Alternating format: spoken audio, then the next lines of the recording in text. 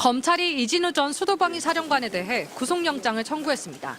내란 중요 임무 종사, 직권남용 권리행사 방해 혐의입니다. 이 전 사령관은 계엄 당일 국회 봉쇄 등을 위해 계엄군 투입을 진두지휘한 인물입니다. 특히 검찰 조사에서 윤석열 대통령과 통화하며 끌어내란 지시를 2차례 받았다는 취지로 진술한 걸로도 알려졌습니다. 곽종근 전 특수전 사령관도 구속기로에 섰습니다. 국회와 중앙선관위에 병력 출동을 지시한 혐의를 받고 있는 곽 전 사령관도 앞서 윤 대통령의 지시가 있었다고 폭로했습니다. 윤 대통령이 전화해 의결 정족수가 아직 안 채워진 것 같다. 빨리 문을 부수고 들어가 안에 있는 인원들을 끄집어내라고 했던 겁니다. 두 사람 말을 종합해보면 윤 대통령이 계엄 해제 의결을 앞두고 당시 특전사령관, 수방사령관에게 전화해 국회 의사결정을 방해하려는 지시를 한 겁니다. 명백한 헌법과 법률 위반입니다. 두 사람의 구속 여부는 오늘 결정될 전망입니다. 영장이 발부되면 검찰은 앞서 구속된 여인영 전 방첩사령관까지 계엄군 핵심 3인방의 신병을 모두 확보할 수 있게 됩니다. 계엄 당시 계엄 사령관을 맡은 박안수 육군참모총장도 구속영장이 청구됐습니다. 검찰은 박 총장을 2차례 불러 계엄 당일 반헌법적 계엄 포고령을 공포하고 경찰청 등 일선에 전달한 경위 등을 집중적으로 캐물었습니다. 박 총장은 계엄 선포는 담화 발표를 보고 알았고 포고령 역시 직접 작성하지 않았다는 기존 입장을 고수하는 걸로 알려졌습니다. MBC 뉴스 유상입니다. 윤석열 대통령의 비상계엄 발표 20분 전 김용현 전 국방장관이 군의 최정예 특수부대를 관할하는 특수전 사령관에게 전화를 합니다. 비상사태에 대기하라는 지시. 그리고는 10분 뒤 수방사령관도 같은 명령을 받았습니다. 사안이 지금 위중해서 집무실에서 좀 대기하라고. 현장 투입 병력을 긴급 소집했지만 어디로 가는지는 알려주지도 않았습니다. 대부분 북한 상황이 위중해 현장으로 출동하는 줄로만 알고 있었습니다. 오물 쓰레기 풍선 상황 때문에 계속 대비태세를 유지하고 긴장하고 하는 연장선상에서 임무 지시가 같이 내려가면서 곧바로 김용현 국방부 장관이 다시 연락해 국회로 출동할 것을 지시했습니다. 국회의사당 시설을 확보하고 인원을 통제하라고. 다시 폰으로 연락이 오셔서 국회로 가라고. 헬기가 늦게 준비되면서 707 부대원의 투입이 50여 분간 늦어진 사이 군사경찰 특임대를 선두로 한 수방사 병력이 국회 외곽에 도착했습니다. 그러나 이미 국회는 계엄군의 진입을 막기 위해 보좌진과 시민들이 국회 안팎을 지키고 있던 상황. 그러는 사이 707 부대원들도 헬기를 타고 속속 국회에 도착합니다. 그러자 김용현 전 장관은 이번엔 국회의원을 끌어내라 지시합니다.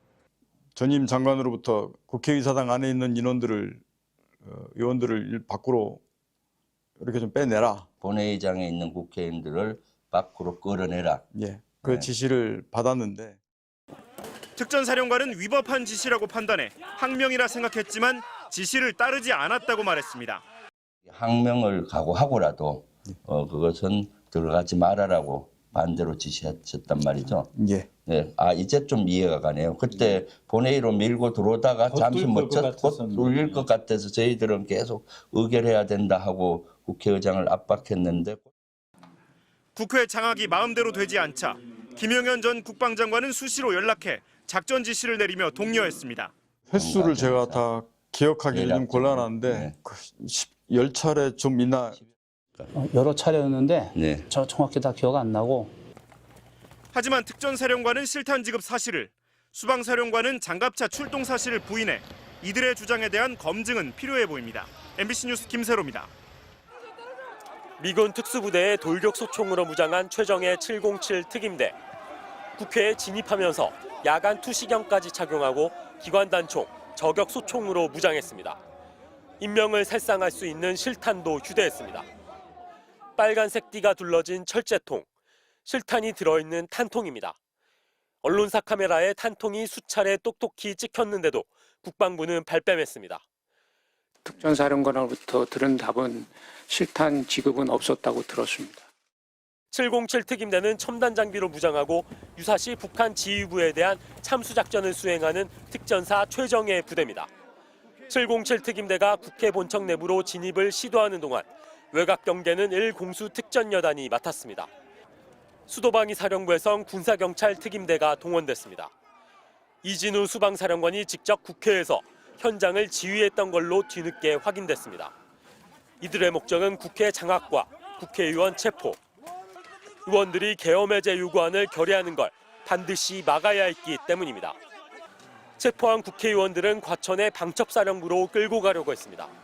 곽종근 특전사령관은 테이저건과 공포탄 사용을 계엄사령부에 건의하기도 했습니다.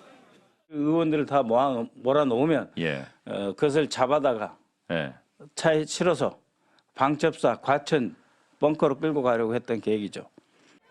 체포작전을 지원하기 위해 방첩사 요원 100여 명이 사복 차림으로 국회에 배치돼 있기도 했습니다.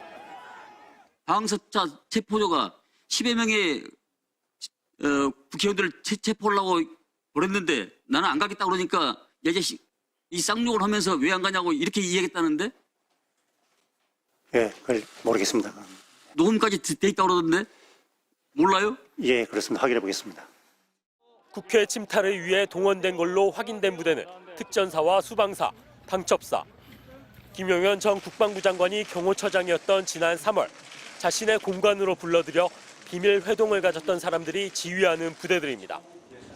국회부터 장악해 국가를 전복하려고 했던 쿠데타 세력의 의도가 뚜렷해지고 있습니다. 병력을 투입해 국회의 의사결정을 방해하려는 의도가 명백하면 이는 피할 수 없는 내란죄 처벌 대상입니다. MBC 뉴스 이덕영입니다.